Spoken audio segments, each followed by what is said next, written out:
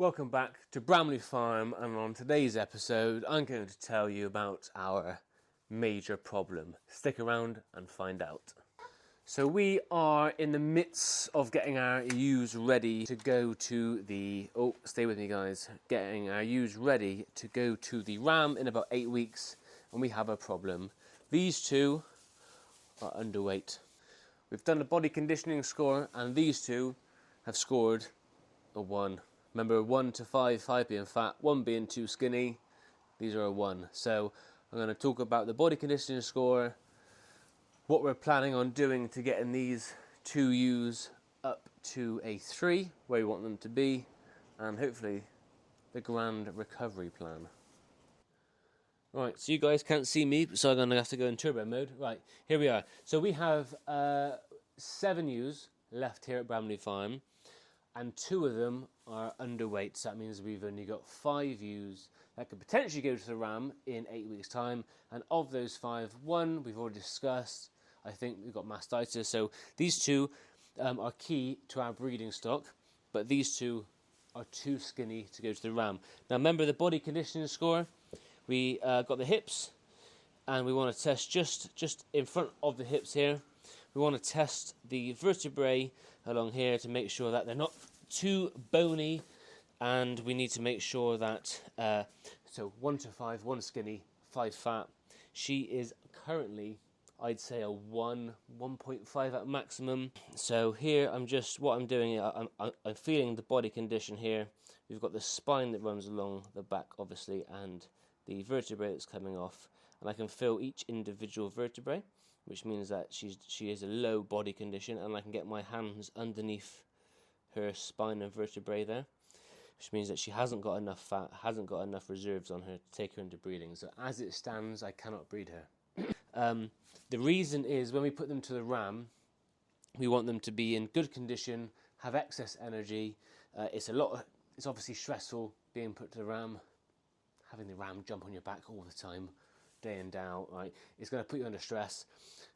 When she gets pregnant, we want her to have enough energy reserves to be able to carry the pregnancy successful without putting her or the lambs under too much stress, and then obviously go all the way through to the end and have a lot of successful lambing. Now that's normally through the January, February, March period when there's little grass, so generally speaking we want them to be in good condition at the start. They will lose a little bit of condition, so that's the tail off there. So what we want to do is fatten them up basically.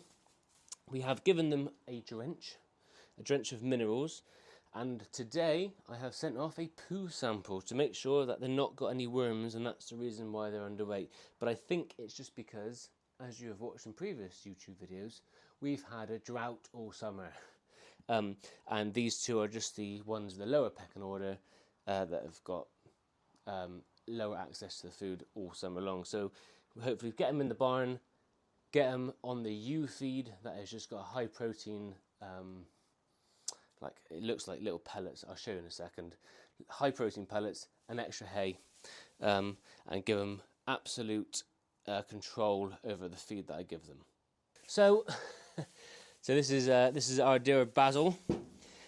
So last week we got all the ewes into here just to do a ewe health check the teeth, make sure that they got a good set of teeth so they can go into feeding over winter. Check the teats to make sure that there was no remaining mastitis or lumps in the teats. If there is, that's kind of a no-go for breeding, because they won't be able to provide milk for the lambs. We did a body condition on all of them, and it was these 2 that we realised needed some fattening up. So this one I'm actually just feeling now. I didn't feel this last week. If you can zoom in on my hands, you can see that I'm actually just going from rib to rib. I'm feeling here, I can feel every single bone in her spine. So she's definitely a 1, unfortunately. She's one of my favourites. This is old Basil, a wily character, but she currently cannot, although she has got some character about her, she can't go to the ram. We did drench them. We did a mineral drench in each of the ewes. They've been eating a lot of hay over the summer, not a lot of grass, so they're probably deficient in minerals. So we've sorted that out. And the only other thing that I can think of is worms. So that's what I have checked, and I've done egg count today to see if they're okay. So we also checked all the ewes for their hoofs to make sure there wasn't any overgrown hoofs and there wasn't any issues, so that they're not going to go. There's the winter time. There's going to be more rain, more wind. There's going to be worse ground conditions. What we don't want them to have is foot rot or any other problems there. So we make sure that all the hoofs are nice, cut, trimmed. Little pedicure for all the ewes. So what we're doing, we are feeding them some ewe nuts. I don't have a designated feeder for these, so I've got a metal drain pipe. No ends on this one, as you can see. It's not the perfect solution, but it's a solution. We have that they can feed, that they've got enough space per ewe, that there's not a lot of competition, so they can get feed. And we have these ewe nuts. I'm shaking my nuts at you. No puns intended. But basically, they are depending where you are in the country, they're called cake, they're called ewe nuts, they're called whatever they are. You can go to any feed store and get a ewe nut. Basically, they are protein pellets for ruminants. And I'm going to be giving these dedicated ewe nuts. Oh, yeah, okay. They like the nuts. This way, I know I'm going to be giving them 200 grams a day of ewe nuts, so that way I know what they're getting. Concentrated feed. You can't give them too much, actually. If you give them too much, then it can play havoc with their ruminant belly. But 200 grams a day should be fine.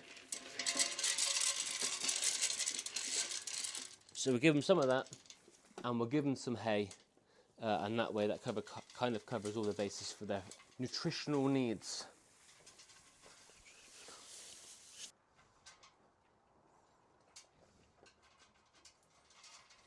I'm trying not to keep them in here for too long. It is a balancing act. We don't want to keep them in too long because there's an increased worm burden in here.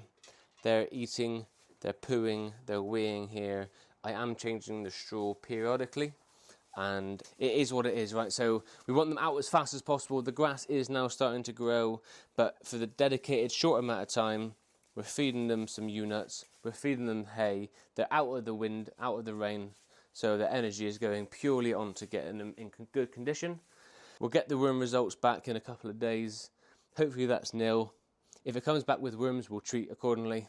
And we need to get these two girls back up to good condition and back with the flock before we put them to the ram. So a quick update for you guys. We sent the fecal egg count off to the lab, and they've come back and they've just tipped over the requirement to worms. They've come back with 420 parts per million eggs, I think, and anything over 400 you treat. So they've come back with just the standard worms that sheep get. So I've got an ivermectin drench that we're going to give them today, and then kick them out in the field.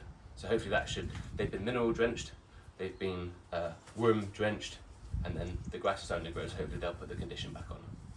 But yeah, please keep watching, please keep tuned, and I will give an update in a few weeks to see how they're doing, and hopefully they manage to migrate out with the rest of the flock.